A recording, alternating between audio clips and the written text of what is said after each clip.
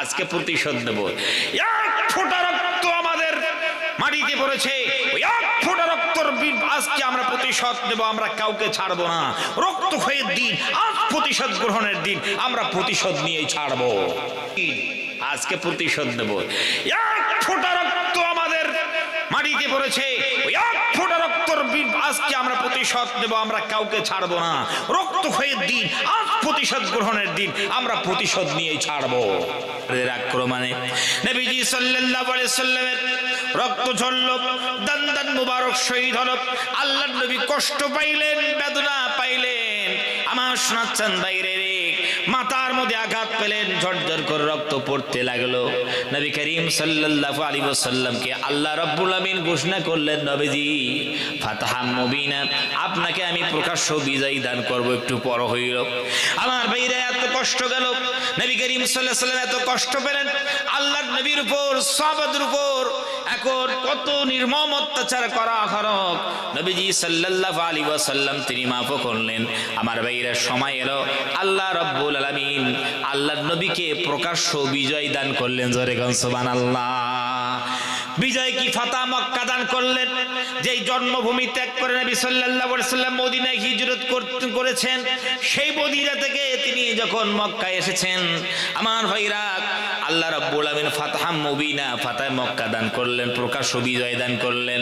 এখন সাহাবারা বলতে লাগলো, ইয়া রাসূলুল্লাহ, এরা বদরে আমাদের সঙ্গে যুদ্ধ করেছে, উহুদের সময় আমাদের ৭০ জন সাথীকে শহীদ করে দিয়েছে নবীজি। ও নবী, দান মুবারক শহীদ হয়ে গেছে আপনার। নবীজি আমাদের অনেক কষ্ট দিয়েছে।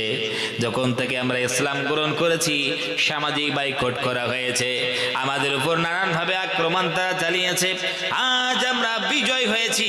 রাজত্ব আল্লাহ রাব্বুল আলামিন আমাদের হাতে তিনি দান করেছেন। ক্ষমতা আছে আমাদের, শক্তি আমাদের, রাজত্ব আমাদের নবীজি। এখন সাহাবারা কাফেরদের দৃষ্টি আকর্ষণ করে বলতে চাইলেন, আল ইয়াউমু ইয়াউমুল মালহামা, আজকে হলো রক্তক্ষয়ের দিন। আজকে প্রতিশোধ নেব।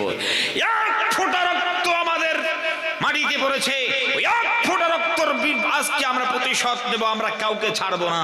রক্তক্ষয়ের দিন, আজ প্রতিশোধ গ্রহণের দিন। আমরা প্রতিশোধ নিয়েই ছাড়বো। নবী করিম সাল্লাল্লাহু আলাইহি ওয়াসাল্লাম কি বললেন? আল্লাহ নবী সাল্লাল্লাহু আলাইহি ওয়াসাল্লাম তিনি বলতে চাইলেন, হে ফেরেশতা আমার সাহাবারা, তোমরা উত্তেজিত হইও না। শোনো, আজকে কিসের দিন তোমরা কি জানো? বিশ্ব নবী সাল্লাল্লাহু আলাইহি ওয়াসাল্লাম, দয়ার নবী, মায়ার নবী, রহমাতুল লিল আলামিন, তিনি বললেন, আল ইয়াউমু ইয়াউমুল মারহামা, আজকে কোনো রক্তক্ষয়ীর দিন নয়, আজকে কোনো প্রতিশোধ গ্রহণের দিন নয়। আজকের দিনটার নামই হলো ক্ষমার দিন। ক্ষমা করার দিন। আজ যত তোমরা আছো, যত তোমরা মক্কাবাসী আছো, আজকে সবাইকে আমরা পাইকারি হারে মাফ করে দিলাম। সুবহানাল্লাহ বিহামদিহি। নবী করিম সাল্লাল্লাহু আলাইহি ওয়াসাল্লাম মাফ করে দিলেন। যাও মাফ, সবকে মাফ করে দিলেন। আমার শোনাচ্ছেন ভাইরা, দেখেছেন যে এই নবীকে ওরা এত অত্যাচার করলো, মুসলমানদেরকে এত অত্যাচার করলো, আমার শোনাচ্ছেন ভাইরা, সামাজিক বয়কট করলো, আল্লাহর নবীর উপরে এত চাপ ক্রিয়েট করলো যে আল্লাহর নবী নিজের জন্মভূমি ত্যাগ করতে বাধ্য হইলেন। উহুদের ময়দানে আল্লাহর নবীর উপর এত অত্যাচার হইল, তারপরেও আমার নবী, মায়ার নবী, দয়ার নবী, তিনি এখানে চাইলে যদি শুধু ইশারা করতেন, গর্দান অতন থেকে পড়ে যেত। কিন্তু আল্লাহর নবী সাল্লাল্লাহু আলাইহি ওয়াসাল্লাম তিনি কি বললেন? বলে না, আজকে তো আমরা বদলা নেব না, বদলা নেওয়ার জন্য আসিনি, আজকের দিনটাই হলো মাফ করার দিন। সমূলে মাফ করে দিয়েছেন। এই গুণটা কলিজার মধ্যে থাকতে হবে। একজনের ব্যক্তি আপনার দোষ করলো, আপনার ক্ষতি করেছে, আপনি কি করবেন? তার প্রতিশোধ গ্রহণ করবেন। যেমন দোষ করেছে, ক্ষতি করেছে, তেমন আপনি প্রতিশোধ নেবেন। একটু যদি ভারী দোষ করে থাকে তাহলে আপনি তার একটু মোটামুটি প্রতিশোধ নিলেন, তাহলে আপনার আনন্দ হইল কয়েকদিন? বলে হুজুর একদিন, অথবা 1 মাস আনন্দ হবে, অথবা 1 বছর আনন্দ হবে। আমার শোনাচ্ছেন ভাইরা, কান খুলে শুনুন, প্রতিশোধ নেওয়ার আনন্দ আমার 1 মাস, 1 দিন, 1 বছর থাকতে পারে, কিন্তু মাফ করার আনন্দ চিরজীবন থাকে। জোরে কান সুবহানাল্লাহ। এই গুণ আমাদের ভিতরে থাকতে হবে। আমার শোনাচ্ছেন ভাইরা, আজ আমরা নিজেকে ইসলাম ধর্ম অবলম্বী বলে আমরা জাতির সামনে আমরা নিজেকে পেশ করেছি, নাম দিয়েছি আমরা মুসলমান, কিন্তু আমাদের চরিত্র, আমাদের ক্যারেক্টার ভাই ইসলামিক নয়। আমরা ইসলামিক কৃষ্টি, কালচার, তাহজিব, তামাদ্দুন সবগুলোকে ভুলে গেছি। ভুলে গিয়ে আমরা নিজে চরিত্র বানিয়ে নিয়েছি। আল্লাহর কসম করে বলি, আমাদেরকে দেখে জীবনে কেউ কোনো গায়ের মুসলিম জীবনে মুসলমান হবে না। আমাদের চরিত্র দেখে হবে না। আগের গায়ের মুসলিমরা তারা কিন্তু নবী সাল্লাল্লাহু আলাইহি ওয়াসাল্লাম, সাহাবা, তারপরে যত মুসলমান এসেছে তাদের চরিত্র দেখে দেখে তারা ইসলাম ধর্ম গ্রহণ করেছে। কিন্তু এখন আর আমাদের চরিত্র দেখে জীবনে কেউ ইসলাম ধর্ম গ্রহণ করবে না।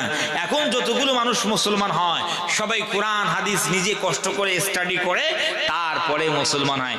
যেহেতু আমরা নিজেকে মুসলমান বলে দাবি করে ইসলামটাকে আমরা কুলুষিত করে দিয়েছি। কেমনে?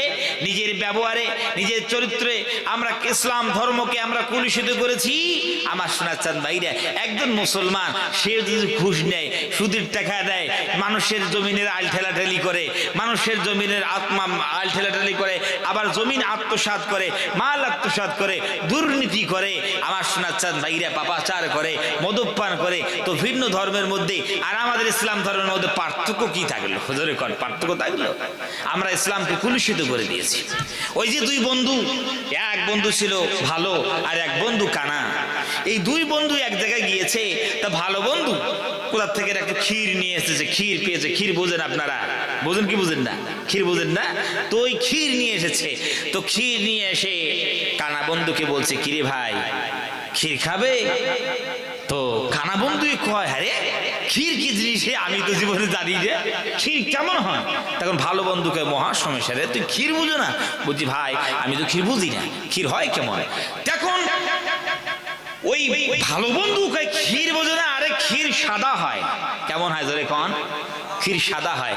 তখন ওই কানা বন্ধুকে, এটা কথা কইলি, ক্ষীর সাদা হয়, সাদা আবার কেমন হয়? আমি কি সাদা জীবনে বুঝি? তখন ভালো বন্ধুর মাথা ঘুরে গেছে, সর্বনাশ, কত কষ্ট করে ক্ষীর নিয়ে এসেছি, এ তো ক্ষীরও বোঝে না, আবার বলছে ক্ষীর কেমন হয়? আমি বললাম সাদা হয়, ও বলছে সাদা কেমন হয়? এখন ওর মাথায় বুদ্ধি এসেছে, তাহলে কেমনে বুঝাই? ও বলছে যে সাদা তো বগের মতো হয়। কিসের মতো ধরে কন? কিসের মতো? বগের মতো। এখন কানা বন্ধুর সামনে যখন ভালো বন্ধু বলেছে সাদা হয় বগের মতো, তখন কানা বন্ধুকে, সর্বনাশ, এ কি কথা বলছো তুমি? বগ আবার কেমন হয়? বগ কি জীবনে দেখেছি? ভালো বন্ধু রাগ করে, তো সর্বনাশ, আমি কত কষ্ট করে এই ক্ষীরটা একটু কালেক্ট করে নিয়ে এলাম, এ তো ক্ষীরও বোঝে না, সাদা বললাম সাদা বোঝে না, আবার সাদা কেমন হয় বললাম কোনো বগের মতো হয়, তাও বোঝে না, মহা সমস্যা। তখন ভালো বন্ধু রাগ করে বলছে, 14 গোষ্ঠী তোরা কানা, কিছুই বুঝিস না, বগ বুঝো না? বলছি ভাই আমি তো বগ বুঝি না। কলে শোন, বগ বোঝে না। কানা বন্ধু ভালো বন্ধুর মাথায় এসেছে, একে বগ বুঝাইতে হবে। ভালো বন্ধু নিজের হাতখানা বগের মতো বানিয়ে দিয়েছে। কানা বন্ধুর হাতখানা নিয়ে নিজের হাতের মধ্যে দিয়ে কয়, এই তুমি বগ বোঝো না? বগ বুঝো, ভালো করে বুঝো। বলে হ্যাঁ ক। বলে এই যে এটা হচ্ছে বগের মাথা। বলে বুঝলাম। এটা বগের গলা। বলে তাও বুঝলাম। বুঝি গগে এটা বগের পেট। বুঝছি এটাও বুঝলাম। বুঝি এটা লেস। এইভাবে মোটামুটি একটু বগ বুঝিয়ে দিয়েছি। কানা বন্ধু তখন দেখে সত্যি রে বগ এইরকম হয়, তাহলে এদিক ওদিকে নাড়াচাড়া করে বগ এখন বুঝতে পারলো। এখন কানা বন্ধুকে কয়, ভাই যখন বুঝে ফেলেছে নমস্কার দরকার নাই, এত টেরা বেঁকা ক্ষীর আমি জীবনে খাবো না। এইরকম দেখছি যে এত টেরা বেঁকা ক্ষীর কেউ খাবে? সর্বনাশ। ও বলতেছে ভাই এমন তুমি জন্মের কানা, আবার যদি আঁকা বাঁকা টেরা বাঁকা যদি ক্ষীর যদি আমি খাই, এ তো গলায় আটকে যাবে, যা ক্ষীরের ধরন। আমি এই ক্ষীর খাবো না, তোমার ক্ষীর তুমি খাও, আমার কষ্টই হোক একটু উপরে থাকি, আমার তাই ভালো। আমার ভাই রে আসলেই বলুন তো ক্ষীরটা কি টেরা বাঁকা ছিল? আওয়াজ দেন না কে টেরা দেখা ছিল এই ভালো বন্ধু কানা বন্ধুর সামনে এই ক্ষীরটাকে উপস্থাপনা করতে করতে এমন জায়গায় পৌঁছে দিয়েছে একদম টেরা বেগা হয়ে গেছে। আসলে ক্ষীর জিনিস একটা সরল জিনিস, একটা খুব নরম জিনিস, আমার সোনার চাঁদ ভাইরা সোজা জিনিস। এই জিনিসটাকে এই ভালো বন্ধুই এমন ভাবে বুঝাইয়ে দিল, কানা বন্ধু করে ওই ক্ষীর আমি খাবো না। তো ইসলাম ধর্মটা খুব সরল ধর্ম, খুব আসান ধর্ম, সহজ ধর্ম। আমরা মুসলমানেরা দাবি করেছি আমরা ইসলাম মুসলমান, আমরা ইসলাম ধর্মের অবলম্বী, আমরা মুসলমান, আমরা মুমিন দিয়ে আমাদের চরিত্রগুলোকে আমরা কি করেছি গোলমোল পেঁচাপেচি করে জিলাপির মতো করে দিয়েছি, দিয়ে মানুষের সামনে আমরা এভাবে নিজেকে উপস্থাপনা করেছি আর বলেছি যে আমরা মুসলমান। মানুষ দেখে হায় রে এই মানুষরা তো ইসলাম ধর্মকে মানে, এদের চরিত্র এমন হইলে আসলেই মনে হয় ইসলাম ধর্মটাই মনে খুব কঠিন ধর্ম। এখন মানুষ এখন বলে ভাই এত কঠিন ধর্মের কোনো দরকার নাই, জোরে কর ঠিক কিনা? ঠিক না? আমার সোনার চাঁদ ভাইরা আসুন নিজের চরিত্রগুলো পরিবর্তন করি। বিশ্বনবী জনাবি মুহাম্মদ রাসূলুল্লাহ সাল্লাল্লাহু আলাইহি ওয়াসাল্লামে চরিত্রবান হয়ে যায়। আসলে সর্বপ্রথম আমাদের হতে হবে কি একজন শুকরগুজার বান্দা হতে হবে। কি বান্দা ধরে খান? শুকরগুজার বান্দা। আল্লাহ রাব্বুল আমিন যা নিয়ামত দিয়েছে তার জীবনে শুকরিয়া আদায় করতে হবে। আমরা শুকরিয়া আদায় করতে চাই না, শুকরগুজার বান্দা হতে চাই না। আল্লাহ রাব্বুল আমিন ওই জন্য আমাদেরকে দৃষ্টি আকর্ষণ করে তিনি বলছেন فبأي آلاء ربكما تكذبان।